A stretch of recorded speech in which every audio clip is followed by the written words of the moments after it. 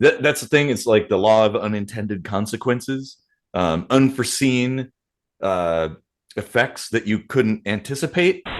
If they were controlling the climate in order to make a hurricane to scare you into wanting to change the climate with hard work, why wouldn't they just use the same fucking machine to fix it?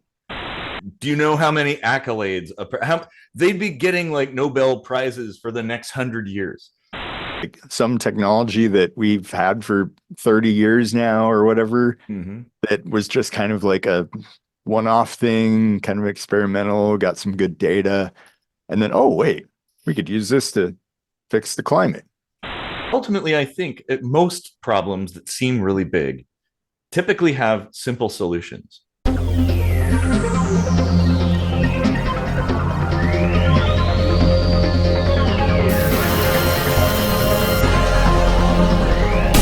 Enable program deep sea diving. Loading parent frozen mod.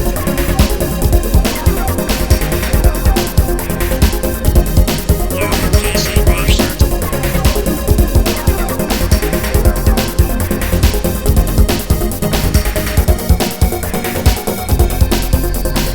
Visualizing season 6 of Kitchen Sink Microscopy. Welcome, everybody, to another kitchen sink microscopy. I'm Eric Rosenblatt, and Casey and I, we would love it if you'd like and share this video, subscribe to the channel if you haven't already. If you've already subscribed, just unsubscribe and resubscribe. Yeah. Killing and re-killing. I am, what's my name again? I Not don't remember. not the Blink 182 shit. Oh yeah, Casey Rochford. Mhm. And yeah, we write some pretty cool music, and there's pretty cool music at the end of this episode, and it's probably a song you've never heard before because we have hundreds and hundreds of songs, uh, Mhm. more than any other band, I think, ever. I think so. Yeah. Yeah. Maybe we might get in the Guinness Book of World Records at some point. Right. Actually, no, I think Buckethead probably has us beat. I think he put out 21 albums in a year or something like that. Jesus. Yeah, That's insane. Oh, that's man. that's that guy keeps busy. Uh Well, the KLF too, because they might. The theory is they're responsible for like all the UK music out of the '90s in one way or another. well, speaking of theories about things that might be considered conspiracies, uh, what do you have on the plate that might be a conspiracy? Well, so as of the time of recording, fairly recently, two big ass hurricanes swept through Florida, like back to back. So they were just recovering from one, and then they got hit with another. Um, and like, there's these rumors swirling around that it's not natural, that it was government made, like some government somewhere created the hurricanes. And and I thought we could kind of talk about that, and I'm sure it'll lead into some other similar conspiratorial things. But we don't really have a whole lot of conspiracy episodes, so why don't we pack Yeah. as much as we can into this one? I uh I think I might have posted this on our Facebook page because it was hilarious and I kind of thought it would actually be a good topic. Um, Tim Russ, the guy that played Tuvok on Voyager, Mm-hmm. he uh he made this post on social media, had a picture of like one of those like oil rigs in the ocean, and he was like, "Okay, I did my research and I found the machines that the government is using to create hurricanes and heat waves." And I was like, okay, that's actually funny, That's uh, pretty funny. Yeah. and pretty It's a, spot on, actually. I mean, So, he isn't so it's wrong. true. I mean, but that is funny. Oh man. That is a damn good point. Yeah, yeah. Like, Can't deny that one. yeah, like we definitely kind of fucked with the Earth, and and now we're finding out, you know? Fuck around and find out, right? Yeah. Uh, well, I mean, between all the things that humans have done, chemicals in the atmosphere, modifying the surface of Earth and the terrain, and obviously fossil fuels and stuff, and all the nuclear detonations that we've done, and just even rocket Trees and launches. water and Yeah, cutting down tons of trees. Yeah, it's like, dams. yeah, I mean, yeah, just changing the face of Earth obviously has an impact, and I don't understand how people can't understand that could be like, I okay, I think sure, that there's obviously natural cycles at play, but you can't say that humans don't have a role whatsoever in that. yeah, yeah, like that there is a little sine wave going on, but like the sine wave is still going to exist even when there's like another wave it's riding on, you know? So like Mhm. it's still sining, but it's Yeah, going up like super crazy fast. and And I don't want this to turn into like a Captain Planet episode or anything, but I mean, even for people who don't believe that weather patterns or climate change or whatever is somehow influenced by mankind's actions, like even if you think that it's just natural, well, you still should want to take care of the planet, right? right. Like we don't want to pollute. Like Yeah. that's stupid. I Well, don't care and if you think it has like a far-reaching influence or anything. It's still dumb. and I don't know, maybe I'm crazy, but this is also, I think, kind of important. Maybe we should care whether or not we survive. Um, Yeah. so Mhm. it doesn't matter if you think it's a conspiracy or not. We need to try to do something to prevent it. But I guess that kind of segues into the whole conspiracy thing is like, why would why would the government be killing the planet it lives on? You know? That is, well, that's, yeah, that's the whole thing. Like the chemtrails and stuff. It's like, Yeah. oh yeah, so you think a bunch of deep state politicians or bureaucrats are responsible for this? Well, and it's like hurting people. Like, well, they're hurting themselves. We all breathe the same air, right? Like it's not like Yeah. they don't have cans of Perrier.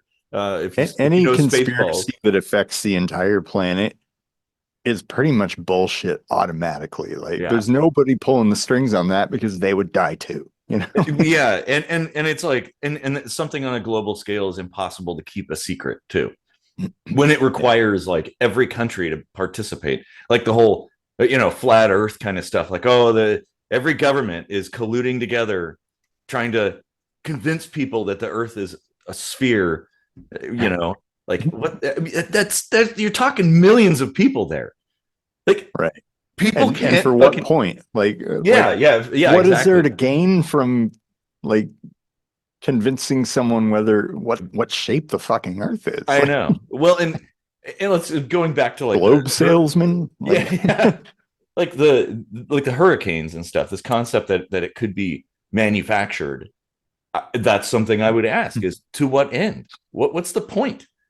Like, I mean, for one, Florida has hurricanes and had hurricanes for as long as it's been there. Like that is just a place where the atmospheric conditions generate hurricanes on a regular basis. It's like yeah, I mean, yeah, it's a little weird. It seems funky that two back to back, like two hurricanes in as many weeks. a Um, huge hurricane Huge. too. Like Yeah. But it's like huge.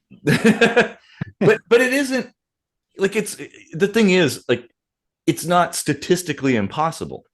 In fact, I mean, it's like something that probably would happen every once in a while, maybe even like every 100 years or something. I'm sure.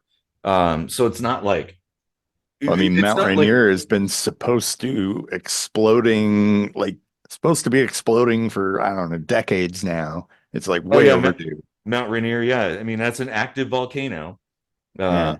it's So yeah. when that goes off, that's going to be a government conspiracy to wipe out Seattle or something. I And know. Oh well, I mean, there's all kinds of these weird things. Well, HARP, that project, HAARP, it's like a basically a high powered radio transmitter that's designed to affect the upper atmosphere. It was an experimental platform.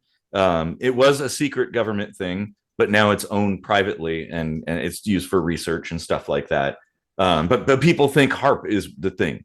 Like, oh yeah, they can direct it at various areas and like cause atmospheric disturbances and earthquakes and stuff. And it's like, I don't think How so. successful was HARP though? Like, It was successful in that there was a lot of information gained that like they did succeed in figuring out what I mean. Like there were a lot of tests done and stuff, and it's like, oh yeah, okay, it worked, kind of. I mean, but it wasn't intended. I mean, well, okay. The official cover of this book is that it was an experimental project. It wasn't intended to do any kind of like generate natural disasters or anything. It was just, yeah, they were heating up the I think it was the ionosphere or something, and then seeing what happens and testing, getting readings and all this stuff. And but I, people. yeah, there's a huge difference between weather and climate, though. Mhm. Like, yeah, maybe we have the technology to affect weather, but global climate, I really don't think that would be. Well, that goes back to It'd be a lot of energy for post. one thing. Yeah, I know. Well, and it would require a vast amount of resources and participants to Hmm. pull that off. And then for what? What would be the point? Like, oh, so everybody could have everything's a little shittier for everybody, including yourself. And like, why would you do that? Hmm. I Now, mean, it is an easy fix, though. All we have to do is get rid of straws. yep, yeah, that'll fix it. Ban straws and plastic grocery sacks. Yep. Yeah, that'll fix it. I'm sure that'll have a huge influence. It's already changing the world, honestly. I can, the air smells fresher, the sky is bluer. I see dolphins jumping out of the sea in joy, just leaps of joy because there's no straws. Like, oh man. Now, okay, here's the thing though. Because those who know me know that I'm very much into studying and analyzing conspiracies and conspiracy theories and stuff. Now, as with every conspiracy theory, there is a seed of truth. And this seed, in fact, is cloud seeding. So during the Vietnam War, the US military did, in fact, have a program to modify the weather in Vietnam to make it very rainy for a very long period of time. And it was effective. So they basically cloud seeded and kept that rainy season going for longer to make the North Vietnamese troops struggle in the mud and stuff like that. I mean, that was an actual thing. Huh. It did actually happen. So it's like Our troops wouldn't struggle in the mud. well, we were mostly in the air. That was the thing. It's like you like obviously you've seen like the napalm and the bombing and stuff like that. So I mean, if it's super rainy and muddy and stuff, really hard to conduct any kind of military action in that. So that actually was a thing. And we all know cloud seeding is a thing, of course. Like that is a real thing that does actually do something.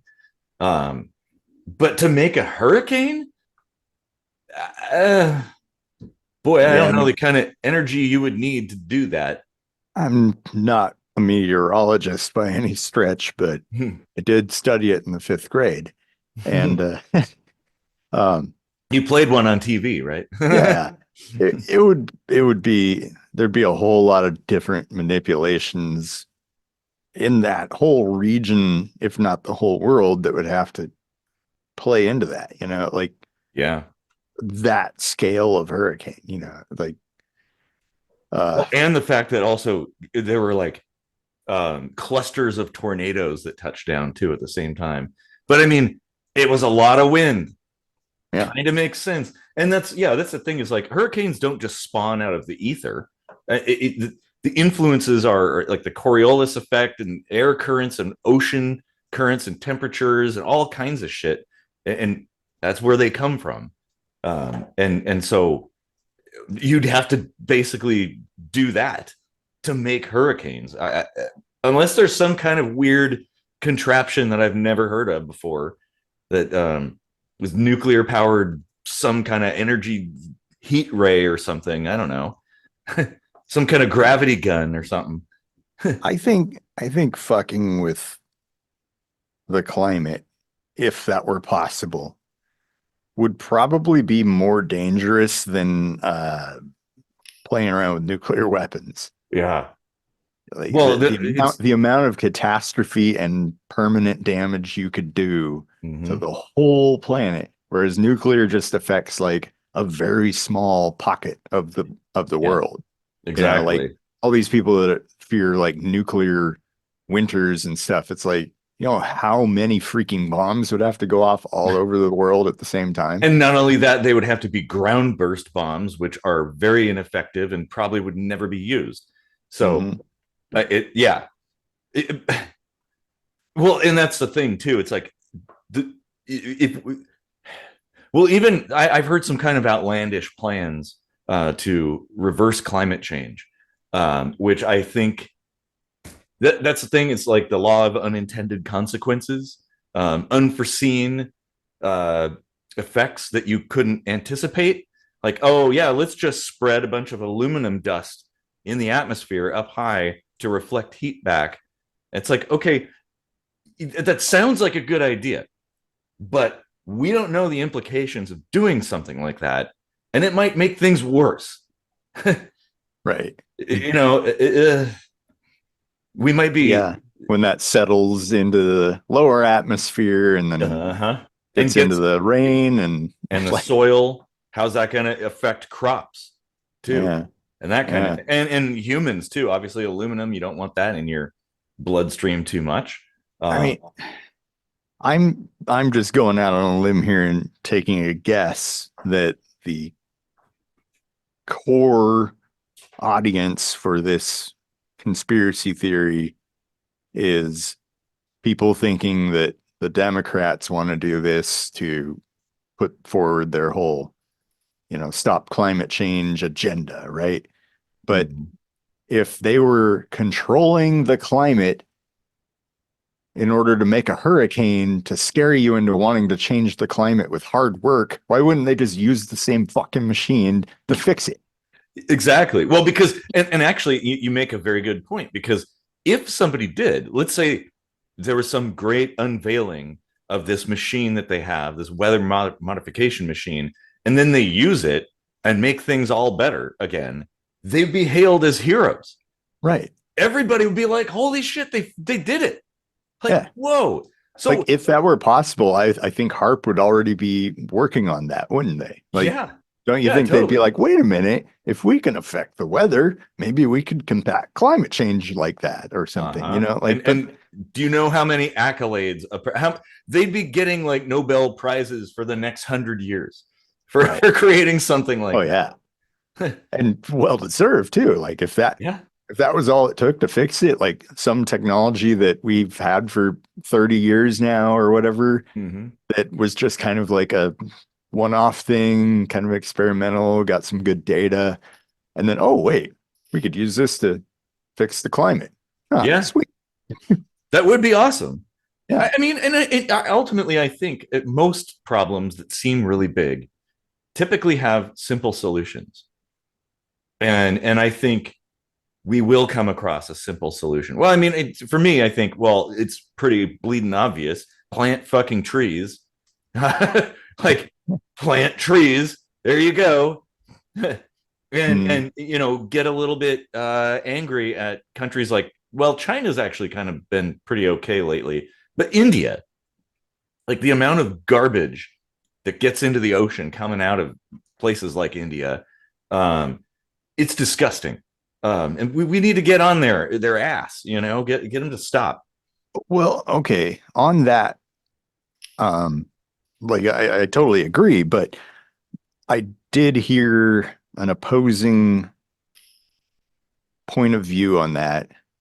And I don't mean opposing like they don't want to fix the climate or anything. It's more like the amount of success you're going to have to make these like poor countries care about the climate is like almost zero, because Yeah. they're worried about their own well-being and their own prosperity in the short term, which has nothing to do with the long-term climate effects. Well, and You know? you're right that in certain like well-to-do countries, we are blessed with the resources and free time to tackle that and to Yeah. make changes. Whereas, yeah, you're in a place where you're living day to day, barely making it by. You don't care about what happens with the garbage. You just want to Yeah. figure out where your next meal is coming from and how you're going to feed and clothe your kids. Like the Industrial Revolution may have been kind of the double-edged sword for all of this. Like we wouldn't be where we are today technologically and socially without the Industrial Revolution.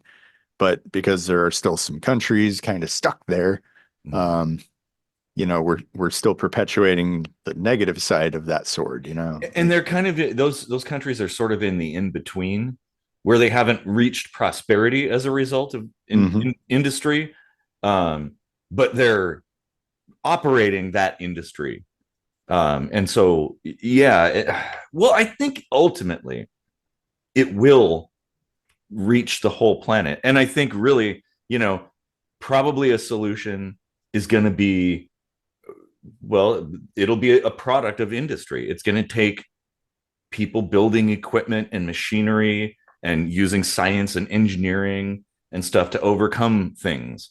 But yeah, well, we were supposed to be talking about conspiracies. This is, like I said, I didn't want this to turn into a Captain Planet episode. No, I mean, we still are, like, yeah, because you know, we're still kind of debunking the ridiculous nature of how anyone could think that this is like some kind of master plan. You know, like that kind of thinking really bothers me, because that's the stuff that's putting up roadblocks to move forward with progress. You know, like in what we're just recently talking about, like getting other countries on board with this. Well, their governments are downplaying the severity of this too, I'm sure. You know, like, oh yeah, I know you hear about all that, but you know, we have to worry about putting food on the table right now. So, you know, we're gonna keep our coal factories and this and that, and you know, yeah. Well, and that is true. I think like the people, like the people who think that humans have not had an impact on the earth in any way, and they think that climate change is a hoax. It's like, why? It's the same thing with like the moon landing or flat earth or something like that. Why? What? Yeah. And I mean, okay, I will say my personal belief about climate change is that there is something going on. Like humans have influenced the earth, and the climate and the trajectory of things, but I don't believe the hype about like, oh, the apocalyptic, oh my god, everybody's gonna die. No, the earth is actually really, really resilient. You know, but there's a threshold. There's only so much the earth can handle. So you know, we maybe don't want to cross that line, you know, because that's the point of no return. And it's totally feasible that we could cross that line, though. Like, it's not really hype. There have been several major extinction events on this planet, and often it was climate related. So it's totally possible. Well, okay. To be fair, one major one had to do with a giant impact on Earth, so that was not necessarily one out of what, 7? Yeah. I mean, I guess you could call it a natural disaster. It's really 8 out of 56, actually. Yeah. So it's like, you know, what do people stand to gain from lying, making shit up? I mean, okay, for sure, politicians, absolutely, yes. I don't believe a single thing any politician says just, you know, automatically. But scientists, researchers, right? You know, really, all of these people are in on this conspiracy. to raise costs or whatever. Like, no, when it comes down to it, like the media, of course, they hype things up because that's how they make their money. Politicians, they get their votes, they get tax dollars and whatnot, and they get control. So yeah, okay, on that end of it, sure, there's probably a hell of a lot of liars. There's a lot of people making shit up. But when it comes down to like the ground level, like scientists and climate scientists in particular, like what do they have to gain by making things up? Yeah. I don't. They're just doing their job, right? They get paid one way or another to study this stuff, Right. Yeah. Um, I think the thing that is bothering most people that want to feel like they need to debunk the idea of climate change is this feeling that they don't want to assume guilt for it. Yeah. Like, oh, humans aren't to blame. Like, well, it doesn't fucking matter. Yeah. Whether we did it or we didn't do it, we need to do something about it. Like it Yeah, actually no, and doesn't that- matter. I agree, and maybe the problem is, I think where there's a disconnect, where there's a divide, is between people who have their own idea about what to do, how to approach it, and there's a lot of good ideas and there's a lot of really dumb ideas, and I think that's where people start to get skeptical, or they dive into that conspiracy rabbit hole. I mean, there are signs that it's kind of a greed based thing too. Like anytime there's a vote toward doing something to benefit the environment, 0 Republicans will vote for it. And the state of the US government means that when Democrats and Republicans don't agree on anything, nothing happens. Yeah. So effectively in the US, nothing ever happens. But it shouldn't be politicized.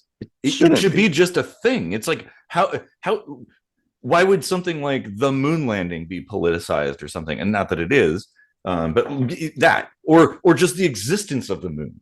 Like it's just a thing that is. You can't.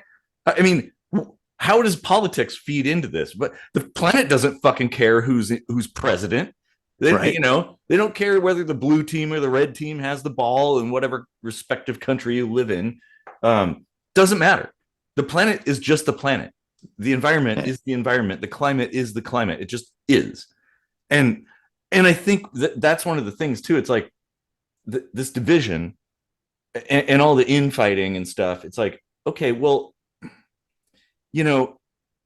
there's some things that we probably need to do, and it doesn't help us to kick the can down the road as if we have all the time in the world, because I don't think we have all the time in the world. We have probably more time than, say, like the media would have you believe, but it's not that much time. Yeah. And so it's like, I'm so glad. Oh, dude, finally, I'm like hearing ads on the radio and hearing people like in respected places, up on the towers and stuff, talking about nuclear power. Finally, it's slowly becoming a thing. I mean, it only took us fucking longer than I've been alive to start building new nuclear power plants. In fact, in Washington State, I think they're gonna reactivate the Satsupp power plant. So good. It's about time.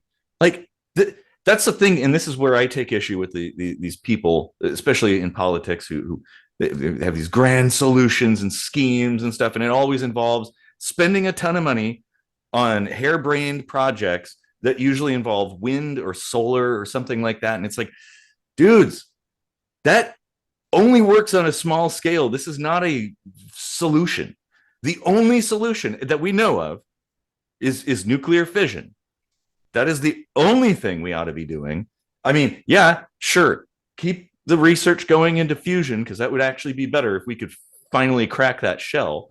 But in the meantime, we have what is a century old technology that is a solution. It is the greenest thing we can. Yeah, like why are we not doing that? That to me is the conspiracy, and that's where I start thinking like, hey, it's just a bunch of money grubbing motherfuckers out there, and they're selling everybody like they're taking the data and they're interpreting it a certain way, scaring people, getting them to spend their money basically in the form of tax dollars and stuff on because most people don't even understand anything. They're just like, oh yeah, electric cars, solar power, yeah, because my politician says that's the way to go. Like, no, no. Yeah, I mean, you're right. Like it is kind of, that is the conspiracy that, these clean options are not, or let's say in their point of view, are not as profitable as oil and natural gas, which is pretty much like 95% of what the whole world freaking operates on. Yeah. But just like we've said before, like, used to be able to find people to shoe your horse on every corner, but now like it's still around, but there's other technologies that took over, and there's jobs that kind of equate to the farrier, Yeah. So well, it's the guy that works at Discount Tire now. Yeah. So like you don't need to worry about your precious stocks in oil. You just invest them in nuclear. Yeah. Yeah, exactly. Well, and that's the thing. If the traction is finally gained to where we begin globally to replace the old systems with nuclear, there's going to be a shit ton of jobs. There's going to be all kinds of manufacturing. There's going to be technicians needed, and even just fucking janitors. The Tri-Cities in Washington were kind of like doomed once the nuclear plant was shut down. It was like the job there, out in the middle of nowhere, like for that whole area. Like it was pretty thriving, and then they shut down the nuclear power plant, and it became a ghost town almost. Yeah, pretty much. And now it's kind of anybody that's left there is kind of impoverished. But and that's the stupid thing, because it's like we know we have this technology. It exists. It works. Like wind and solar can't power a city. Well, okay. Now, maybe, unless you want to dig up huge swaths of earth, which of course the environmental impact would be very bad. And then you want to cover huge swaths of the earth with solar panels. Oh, and then what do you do at night? Well, you need batteries. So now we're digging up more shit for batteries. And then okay. And then solar panels have a finite lifespan. 10 years is kind of the max. Batteries, even less. So what do you do with all that shit? Where does it go?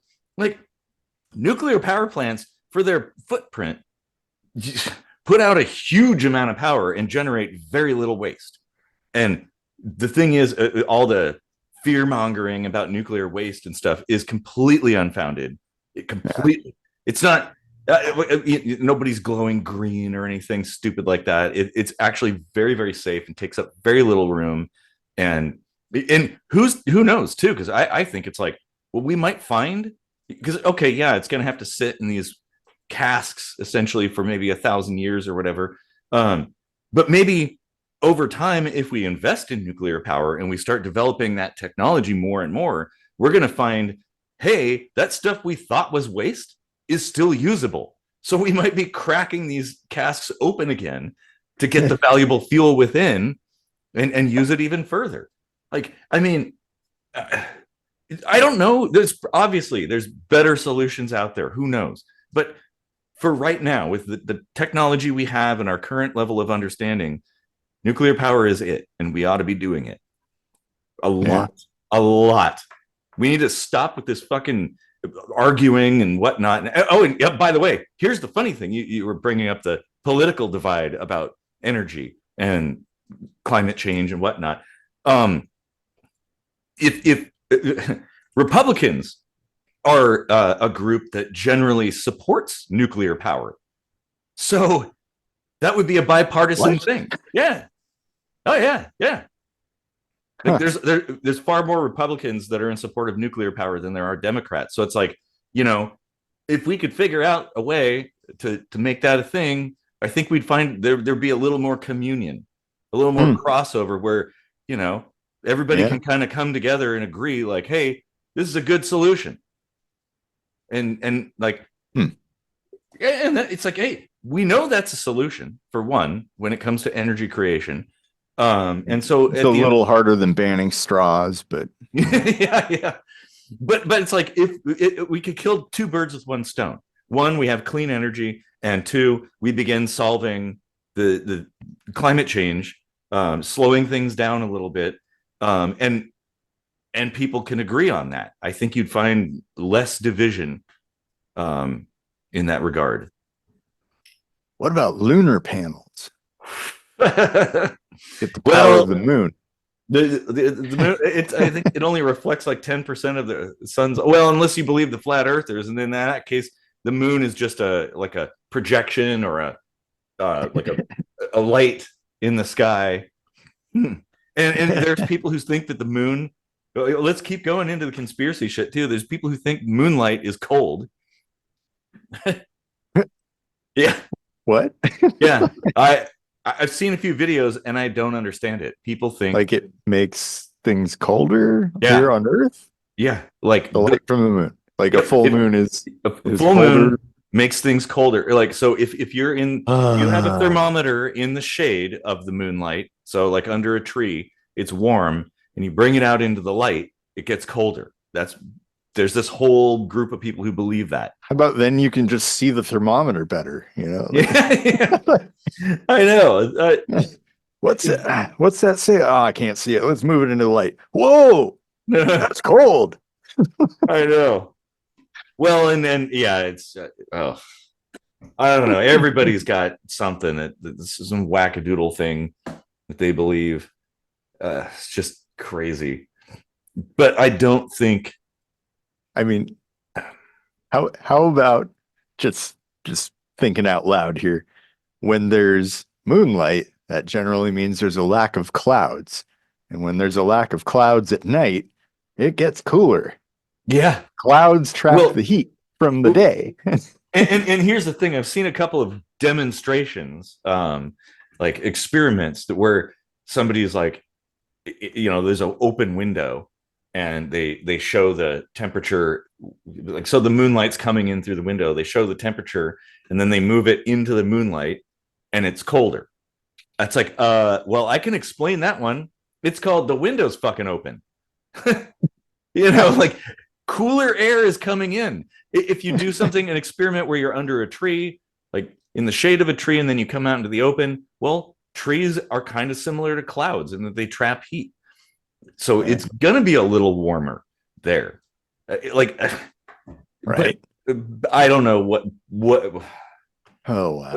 Yeah. It's so, it takes all kinds, man. There's a conspiracy theory for everybody. The golden rule, correlation is not causation. Yep. Yeah. Like wherever you put the thermometer, it's not just because you can see the moonlight. Like that's a correlation that has nothing to do with Well, and you can even just reason logically through it without having to conduct any experiments whatsoever. Like, okay, we all know during the day the sun makes things warm, right? You're in the shade, it's cooler. You stand in the sun, it's warmer because the sun is radiating a lot of heat. So of course, well, it depends on what you believe. If you think that there is no such thing as a sun and a moon, then I don't know how to help you. No, it's just hot here all the time and the clouds give off cold. Yeah. But I mean, the sun is reflecting off of the moon back to Earth. So obviously there is a tiny amount of thermal energy that, I mean, it will have to be slightly warmer. You know, so stupid. So like, I mean, you can kind of self check in that regard whether that even makes any kind of sense. That kind of claim, like how even a fucking light bulb, like an incandescent light bulb, 60-watt bulb puts out heat. Oh, it's just so crazy. Yeah, I mean, and you hold a magnifying glass in front of an ant, Mm-hmm. you know, like it's a reflection, but it's like also kind of focused then, Well, that would be more of a refraction if you're going through a lens, but yeah, right. yeah. I think you could still do the same thing with moonlight, and that would actually be a proper experiment to conduct if you want to find out. So you focus the light of the sun on a spot, a sensor, a thermometer, or whatever, see what you get, and then do the same test. Have a thermometer that's leveled out and isn't like isn't going to fluctuate, and you just get the ambient temperature. Then you take a magnifying glass to the full moonlight and you focus it down and see if that number goes up or if it goes down. Because if moonlight's cold and you were to focus it, then you're taking all that cold and putting it down to a small point. So that thermometer should get even colder. But I can guarantee you it would get hotter. Well, okay. Then there's physics. Mm-hmm. Like, you know, because physics, bitch. heat is just molecules moving faster. Yeah. That is what like gives off heat. You can't really give off cold. Mm-mm. You just give off less heat. Yeah, cold is the absence of heat, essentially. Yeah. You know? So, yeah. So you can't like, so what I'm saying is that experiment wouldn't work. You can't amplify cold because you would actually be amplifying the light, the little bit of light that's coming through. Well, that's my point. That is like, that would be a pretty definitive test there. If the sunlight or moonlight is cold. Yeah. Then if you were to focus it, well, null hypothesis then. Yeah. I know. Well, and I don't. That's a weird one, but yeah, there's a substantial amount of people who believe moonlight's cold. Oh my god. Yeah, we're not gonna make it, are we? Like humans? No, yeah. Probably not. Oh man, like at the heat death of the universe, all we're gonna be doing is like sharing memes. It's gonna be it. Oh man, yeah. But going back to like weather modification and stuff, and the conspiracy that the governments are somehow doing that, which to me is like, okay, I guess maybe say like the governor of Florida would be in on it if they had a bunch of buddies who worked for like construction companies or cleanup crews or whatever, and then gets a little kickback from that. But I mean, the federal government, like, they end up paying out a lot of money for that shit. So why would they intentionally do that? Of course, then I guess, well, then why would they intentionally conduct warfare? Huh. Well, maybe there's something to this conspiracy, actually. They make money from that. This is true. Yeah. Yeah. Yep. Yeah. Especially like the politicians that have stock and all the businesses that provide the war machines and blah, blah, Raytheon and stuff like that. Yeah. And yeah, I mean, even if you like, even again, correlation is not causation. You could probably draw those lines and say, okay, these politicians have their money in oil and blah, blah, blah. And that's why they changed the weather. Well, no, like that's why they don't want nuclear. Like, yeah, exactly. Well, that is in fact one of the major barriers to nuclear power is the interests revolving around oil and other fossil fuel based energy systems. They don't. There's too much money to be made in it. Yeah. But I mean, there's also a lot of money to be made in nuclear too. So because I mean, well, not only do you like, there's money to be made in constructing reactors and the reactor complex, but there's money to be made selling that energy to customers. And this is the thing that stupefies me about the average person. The cost of energy would go way, way down if we had all nuclear. If everything was nuclear, we get rid of all the coal plants and the dams and whatnot, and all these solar farms and wind farms, get rid of it all and put nuclear in, we'd be paying almost nothing for electricity. Almost nothing. That's not good for stocks. No, no. I had a thought about an episode idea that this just jogged my memory because I wrote it down and then I lost it because I didn't back up my notes properly. Um, um, I think we could get rid of public trading stocks. I think they're doing more harm than good at this point. Yeah.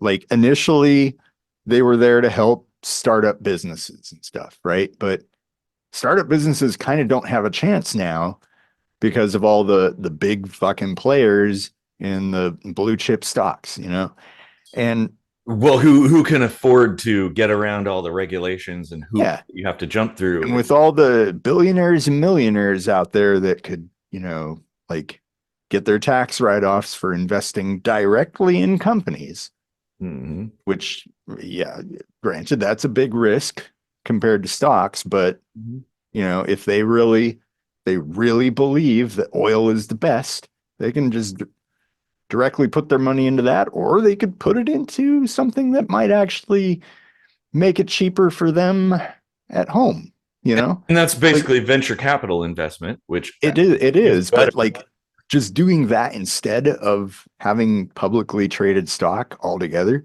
I think that number one, that almost immediately takes away all the power from lobbying. Well, shareholders is what I was thinking. Because that's one of the things too. If you're a corporation, publicly traded corporation, you're not really in charge. You're beholden to the shareholders who kind of dictate the course of things. And because it's the stock market, all they care about are numbers. They don't care about the company. Maybe they care about the company still existing so they can reap the rewards from it, but they just care about the bottom line. Like if you are not a publicly traded company, well, you obviously have concern about the bottom line, but maybe if you're, say, the owner of a company or a CEO and you don't have to listen to the shareholders, maybe you have a balance of both.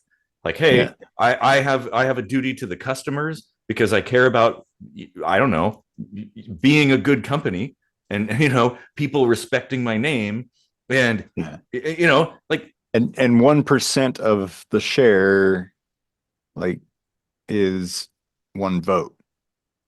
So, you get enough people, like of course, the CEO is going to maintain 51%, but if you get enough people on one end going to the CEO on the side and saying, hey, here's a little kickback if you do what I want.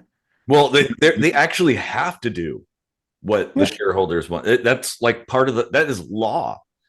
In fact, I would say get rid of the laws regarding corporate. I mean, it still goes to a vote, but of course, like, but we're kind of getting at the same thing. Like the deck is stacked to the point where like it's not a democracy at all. No, even though it's structured as such. It has the appearance of there's democratic elements within it. Right. But yeah, I mean, I think that I agree. The stock market, it has a place in raising capital for a business, but one of the problems is, well, it's a double-edged sword because once you've raised that capital, now you have to answer to all the people who invested, and they're the ones that control everything. You can't so at that point, it's like, okay, well, now you have to be evil Yeah. No matter how much you want It good, is selling your soul, basically. Yeah. yeah, it totally is. So yeah, like I think, and on top of that, like getting rich from just moving money around in stocks, I think is kind of bullshit. That's not working. That's sitting on your ass on the couch, like watching stuff and moving money here and there, and like if you get rich doing that shit, fuck you. You know, like, Well, I mean, it does to do well. It does take some knowledge and research.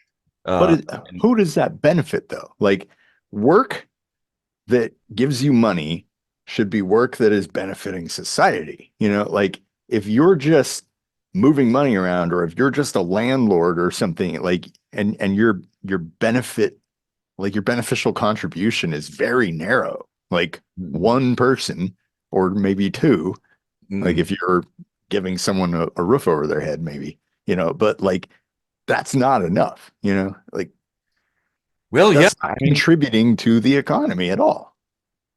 yeah, that's true. Wow, we've gone into a completely different territory now. I think it ties in though, because money is kind of behind everything, even like especially the seeds of truth in any conspiracy. Yeah. The Well, seeds of truth are usually like, oh, well, follow the money, right? well, and same thing with like crime. It Yeah. always comes back to money. And you know, we could continue with the conspiratorial theme of this episode and talk about how money is kind of a conspiracy. Yeah. Like at least as it currently stands. Like the fiat currencies of the world, it's all made up. It's an illusion. Like in the system convinces people that money is so important, even though if you think about it, what does that paper or digital data, what does that mean? It means nothing. It's a number. It doesn't have any value at all. I mean, one could argue too that gold and silver technically don't either, but at least currently, we don't have replicators that can make new gold and silver out of the ether. Whereas with fiat currencies, they can just keep on printing and put more zeros behind those ones. Commodities have an intrinsic value of rarity, but Yeah. the actual extrinsic value is in the fiat currency. And you'll see that, like I've been researching stuff like this lately, like investments and such, and how the rich invest their money.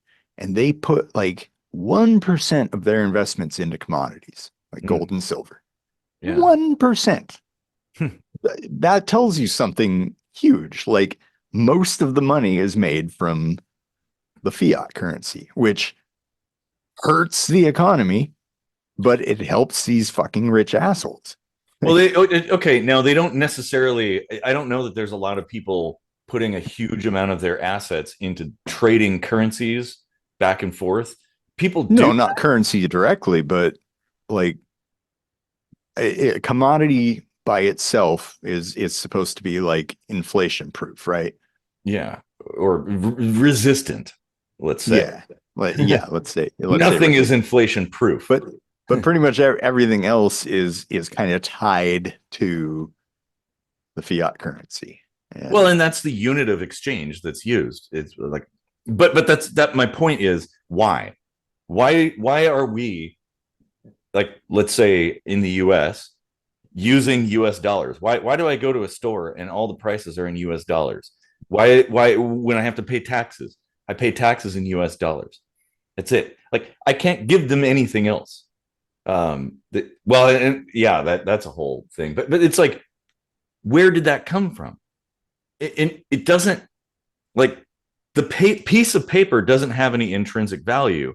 Like, for instance, okay, well, here, I'll just stand up for a second because I do need to reposition myself on my busted chair.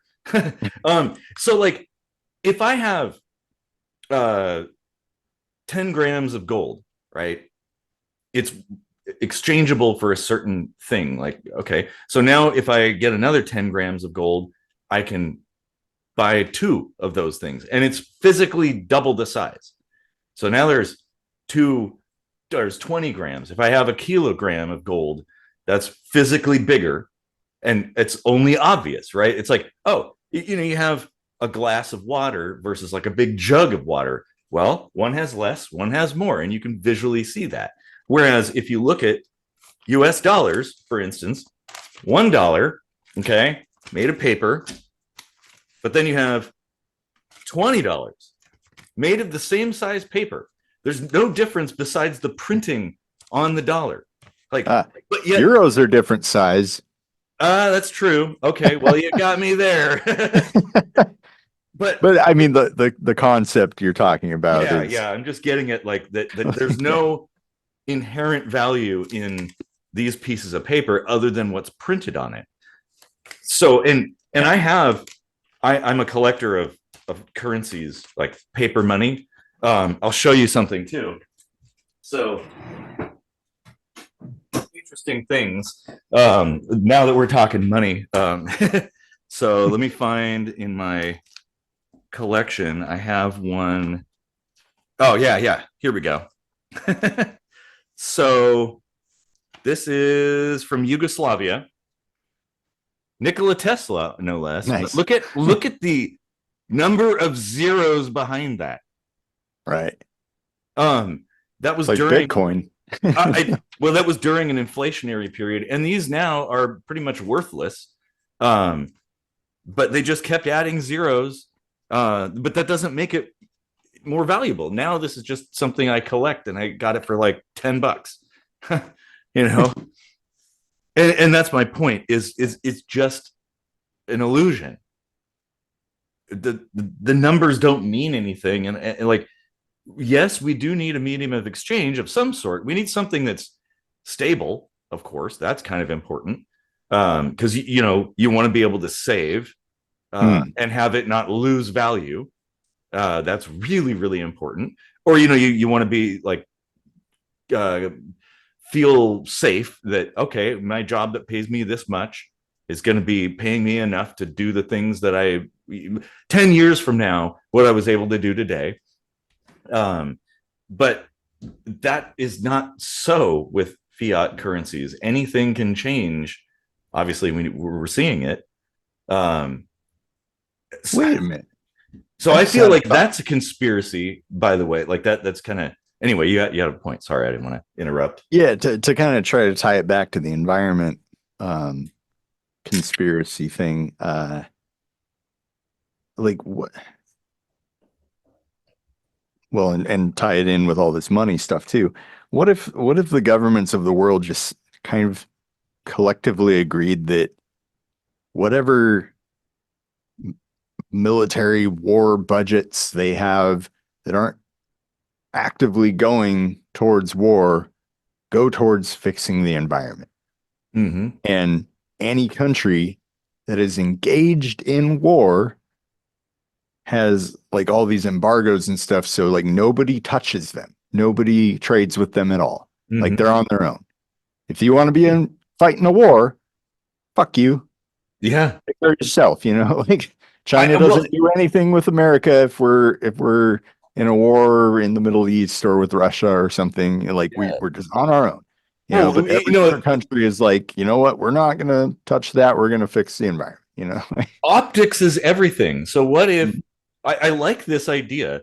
What if we were to propose something like combating these environmental issues is like a war? We're at war with these sorts of things, and we have soldiers and military machines, but they're out there fixing stuff. Well, that's absolutely is a war. Yeah, it's like the great. 1st Earth Battalion, actually. Yeah. Your powers combined. Yeah. You can't really avoid Captain Planet stuff. No, it always comes back to that. Yeah, I love Captain Planet. Oh my god. I watch that every morning. Yeah. Oh, it's so good. But maybe that's the way to approach this, is like, because it's like we're at war with a faceless enemy, almost like fighting ghosts. But like it should be treated. Hey, chasing ghosts here. On oh, hey. I think people would be more apt to sign on to do things if it had that kind of perception, if it was sold as like, hey, we're going to war. Yeah. But also if the whole world just kind of gave you the cold shoulder if you're fighting a war, because I Yeah. think I think humans as a whole are mature enough now to understand that war is stupid. Mm-hmm.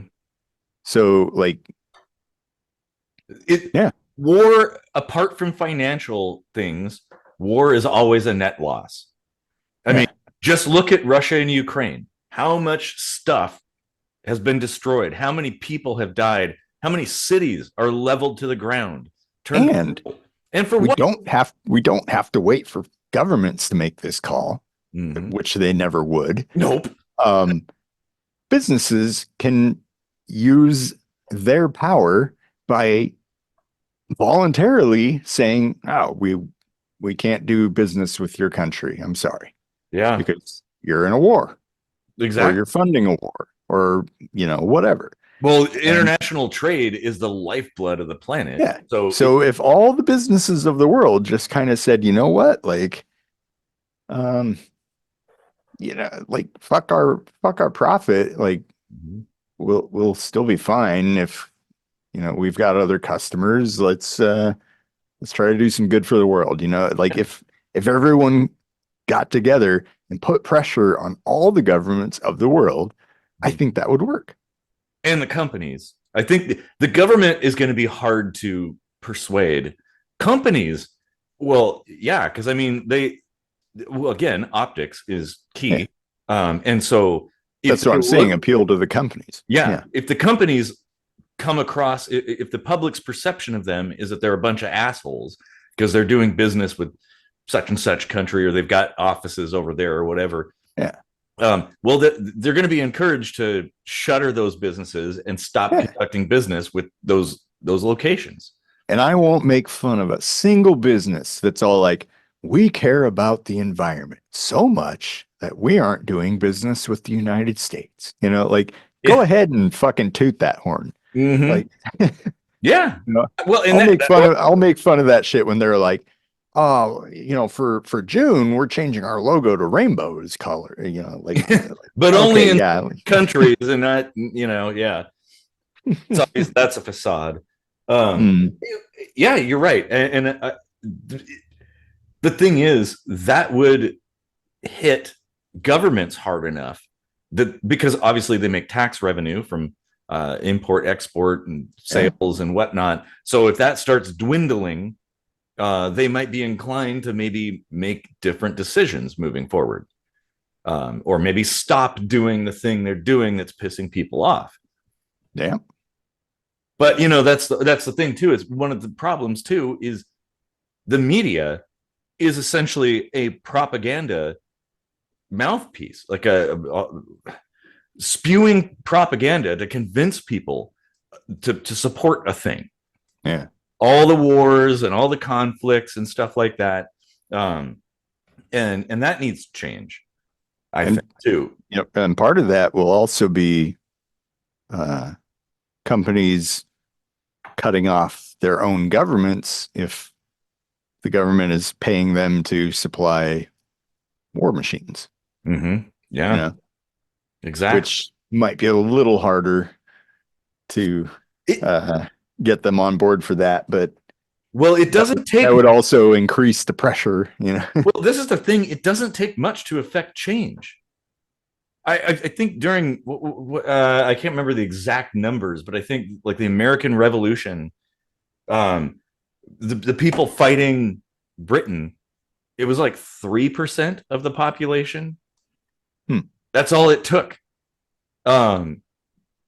It doesn't take that much to make a difference. And that's the thing too. It's like, well, going back to Captain Planet, the power is yours. It begins, the journey of 1,000 miles begins with the first step. You have to take a step. You have to do something. Put your money where your mouth is. Don't just sit there on X or Facebook complaining about shit. No, do something.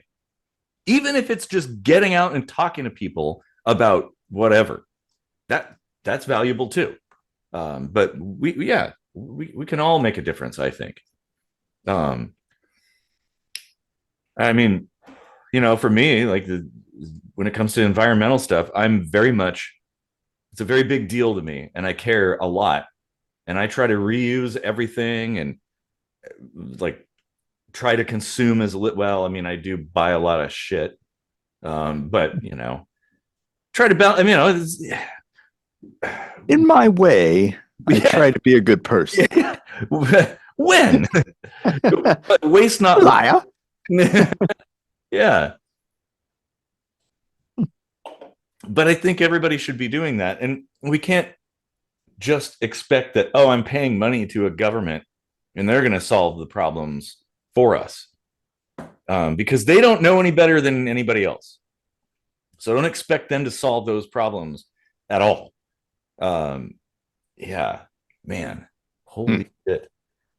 Well, and that is a conspiracy too. Again, I don't think all of the politicians who keep talking about climate change and we need solutions and blah blah blah and we need to do this and do that, I don't think they have one bit of care. I don't think they have an interest in solving those problems at all. They're not. Well, there's a lot of money to be made and a lot of control and power to be had by not solving those problems, by perpetuating them and keeping them alive.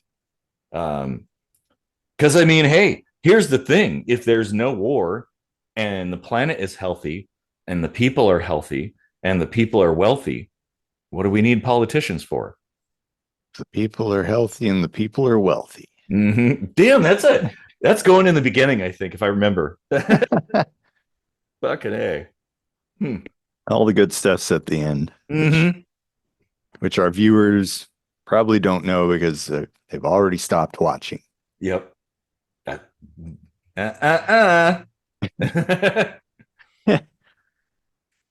Yeah, man. That sounds like a good plan to like try to get that message viral. Like if you own a business, just stop contributing to the war machine. Yeah. Well, say like, hey, I'll give you my business when you're putting that money into solving the environmental crisis. Mm-hmm.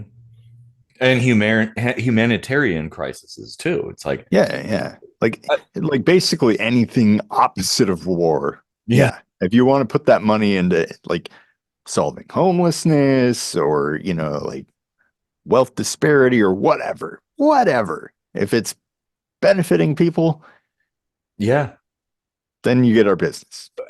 Yeah, and there's a certain voting with the dollar. Yep.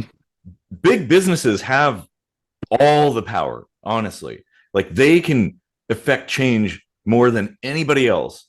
Mm-hmm. They just make the right decisions. Like you and I don't necessarily have that much influence. But like a multi-billion-dollar corporation, yeah, they do. Because they could be like, you know what? We don't like all this shit the US is doing. We're just going to move all of our operations to somewhere else. So you don't get that tax money anymore. This other country that's been peaceful does. Yeah. Yeah, the difficulty that lies therein is maybe another conspiracy. There's a huge correlation with psychopathy and CEOs. Yeah. Oh, this is true. They pretty much only care about themselves. Well, okay, and so that does actually translate to politics because I think the same applies to politicians. Yeah.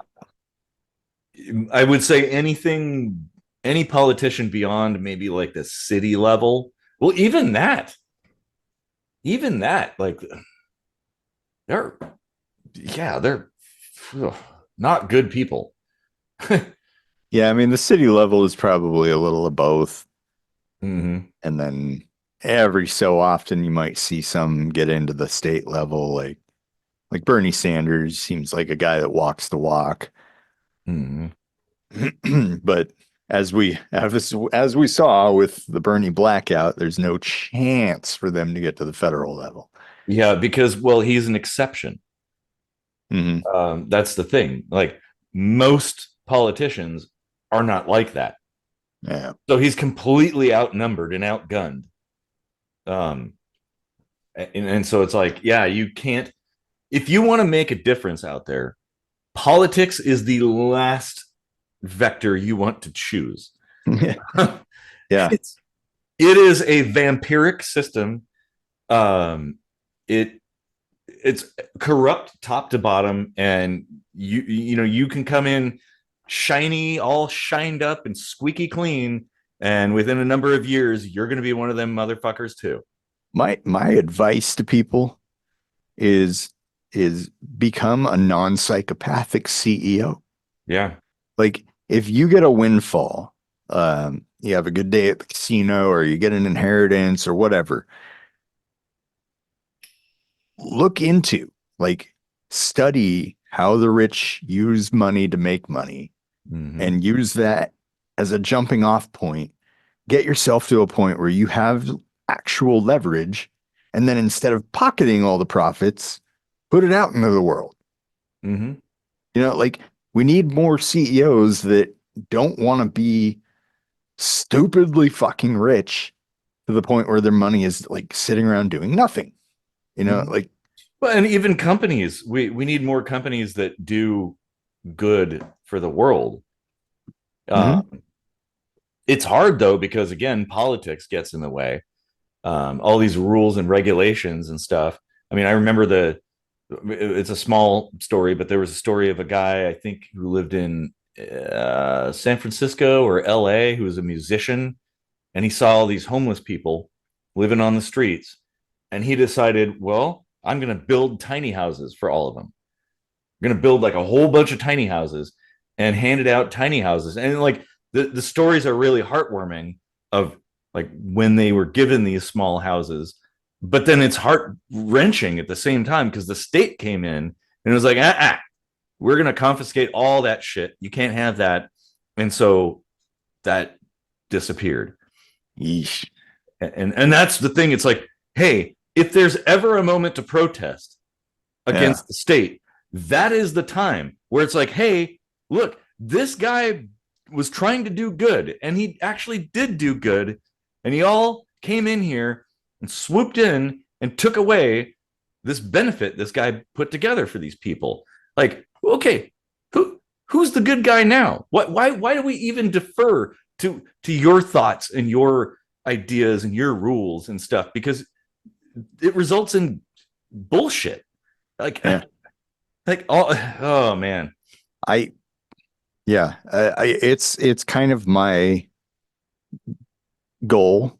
I want to say soft goal because I don't want to get my hopes up for making it real, but I would like to establish myself enough in the real estate game to the point where I can start developing low income housing that's actually quality.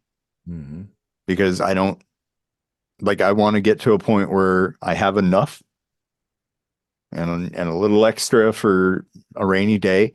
And then I want my work to do the most good possible.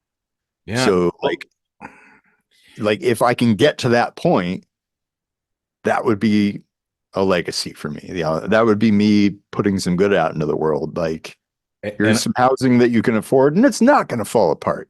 It's not.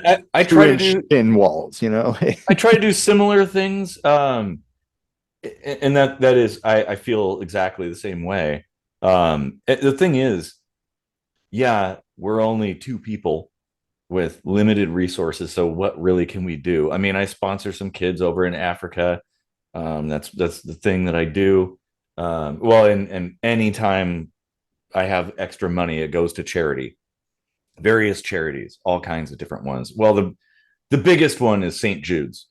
Maybe next time you want to give money to a charity, you should buy a new chair. Yeah. Well, and just once, buy a new chair. What it was, yeah, you're right. That's a good point. Yeah, I'm like about to fall off of it again. Well, that's the thing. It's like I can't be too selfish. I mean, it's just a chair. I know, yeah, Maybe $40 for a cheap chair. that's true. Yeah, that's true. Well, yeah, Or go to but here's, Goodwill, yeah, but what I was leading towards is like, yes, we might just be two people with limited resources, but imagine if we were millions of people. Mhm. How much change could we affect in that regard? Millions of people globally, all working together, trying to craft solutions to problems. Um, I have this concept kind of that I've been working on for a long time of like open source, easy build housing, like modular houses that could be constructed by hand. One person can build it. You can move it around, easy to repair. 3D printed? You could, yes, you could definitely 3D print that.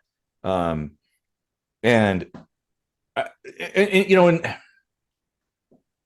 this is something, well, and this is where there has to be pressure on the system, because zoning and permitting and all this stuff, where it's like, okay, I can't just build a small house in the backyard for somebody to live in.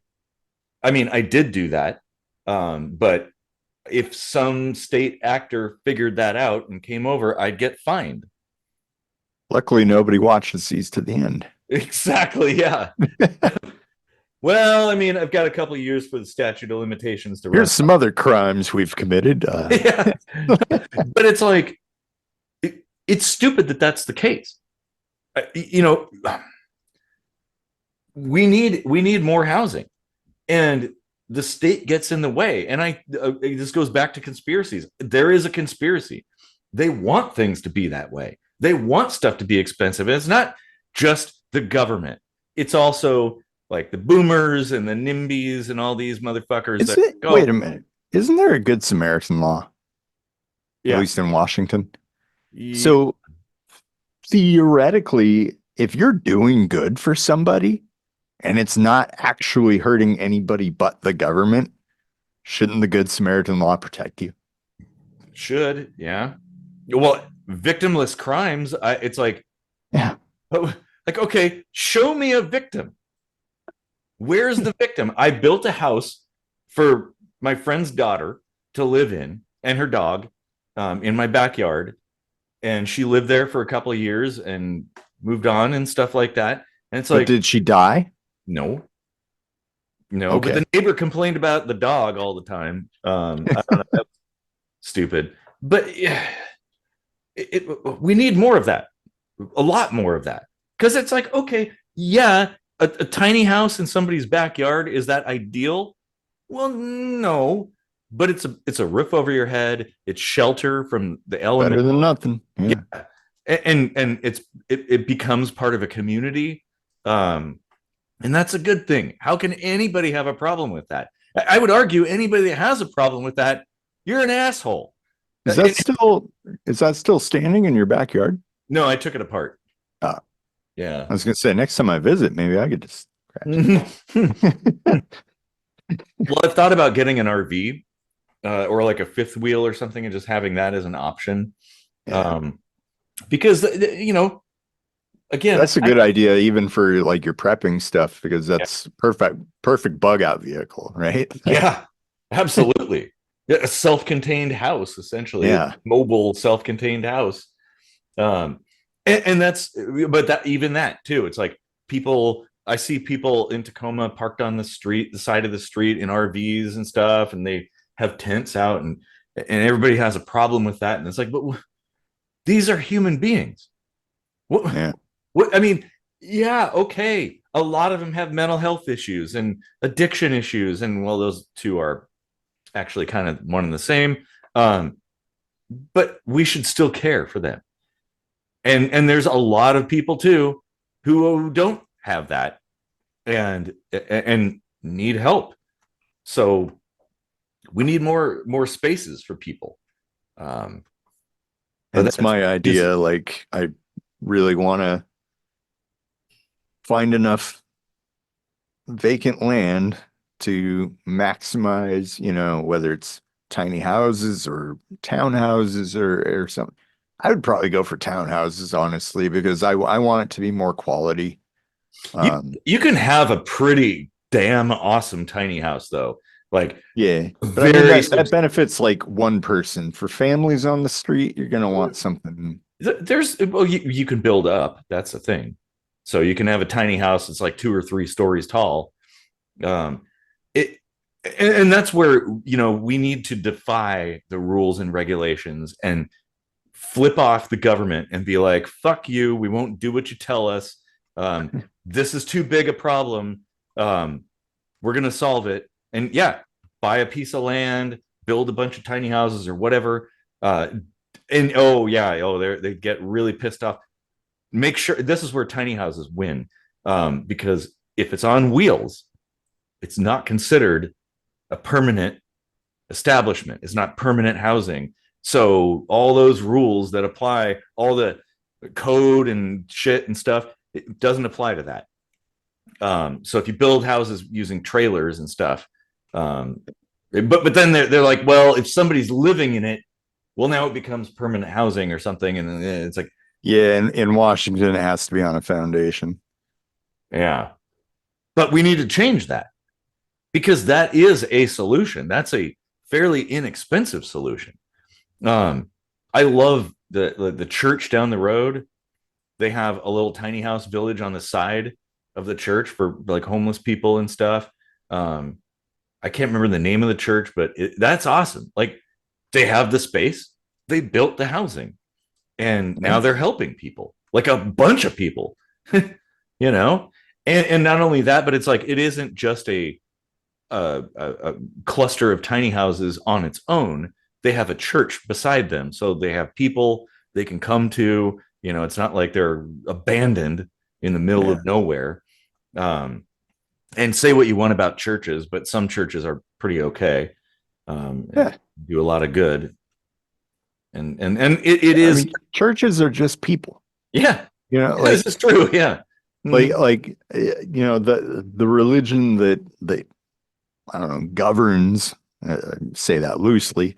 The religion that governs that church may be what it is, but the people, including the priest, pastor, minister, or whatever that's running it, can make their own decisions.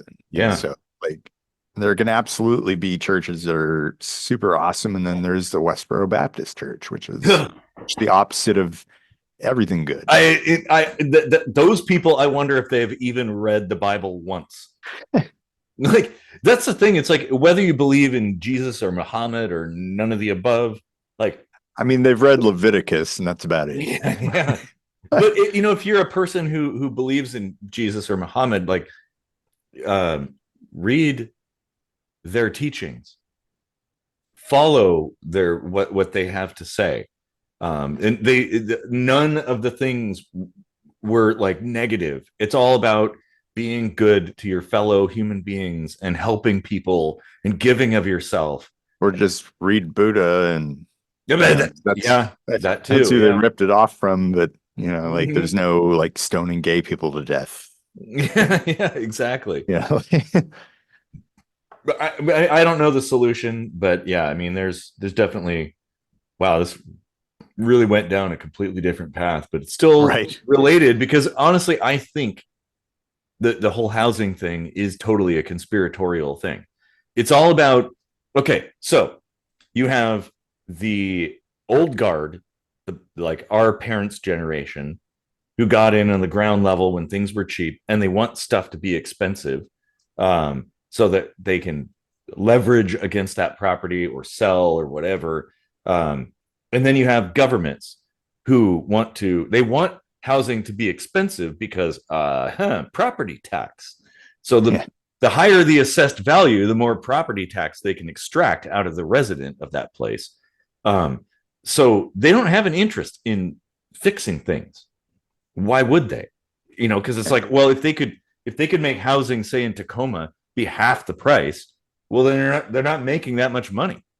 They're not going to make as much revenue. And so that's the thing. They talk. You talk and you talk.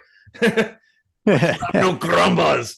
But They talk and they talk about things like all this talk about we're going to do this, we're going to do that, and they spend all this tax revenue doing basically spinning their wheels. None of the things they do is going to fix anything. In fact, it just gets worse. And yeah, they don't have an interest in solving those problems. That's a good point.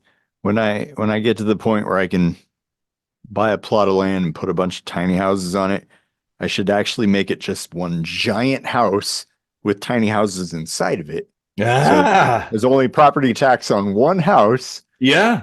A big warehouse. And the whole roof is just skylights and solar panels. So there's not plenty of like daylight coming in for all these houses. And well, and that's double shelter too. So the tiny houses are going to last longer, having an extra layer of protection against the elements. That's a good idea. Hey, I'm in. Like, you want to get involved in that? I'm in. Like that. Yeah. That sounds great. And there's so much land out there that isn't used.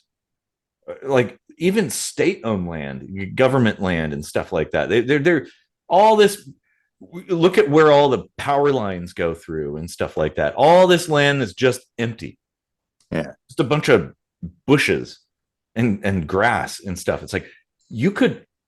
Okay, I don't know that I'd want to live under power lines, but that's just me because I'm weird. But I'm sure a lot of people would be happy to have a decent place to live. And and the thing is, it could be permanent, it could be transitional housing, whatever. And you can. Here's the thing too. It's like just like St. Jude's, for instance. Okay, like I talked about them.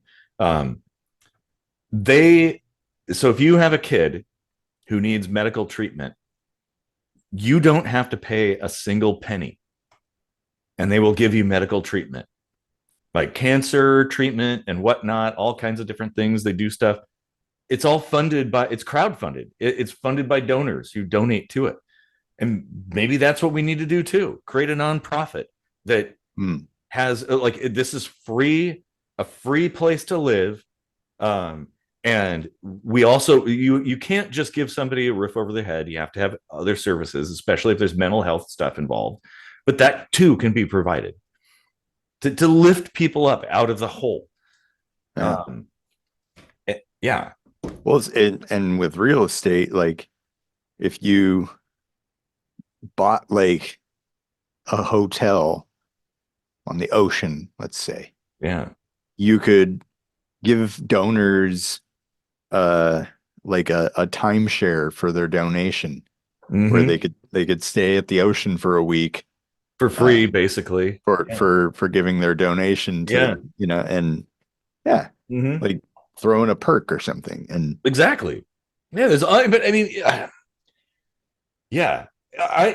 would, of course, my anarchistic nature is kind of coming out right now, in that I would almost want to do a project like that just to piss off the government, just to be like big ass middle finger, like, oh yeah, for all your millions and millions and millions of dollars you spent on the homeless crisis, we did this for $1 million, and we're actually helping people. We're getting results. Yeah, I would love to do. Oh my god, just to get politicians all riled up, like, oh god, we got to get those guys, because they would too. That's the thing. It's like if you actually started to have an impact, oh yeah, the lawsuits are going to come flying. They're going to find ways, and they're going to get at you. Yep. And that right there too, that kind of confirms that they don't have an interest in solving these problems. Because, well, again, if these problems were solved, why would we need them? What purpose would politicians serve if there's nothing to do? Like, okay, so you're just sitting in an office all day, rubber stamping things and reading emails. Okay, well, why are we paying you to do that? Any idiot can do that. Rubber stamp, that's $5 fee. Yeah, exactly. Oh man. Oh, I didn't put it in the ink first. $10. Yeah. Yeah, got to send it down for erasure. and reprinting. And a $2 reprocessing fee. Yep. Oh man. God, this is a good one. Holy Yeah. shit. Man. Ah, well, we're like about an hour and a half in, so I'm sure Yeah. there'll And, be the, one person who's still listening. and there's like all the good nuggets here in the last like half hour. I know, I know.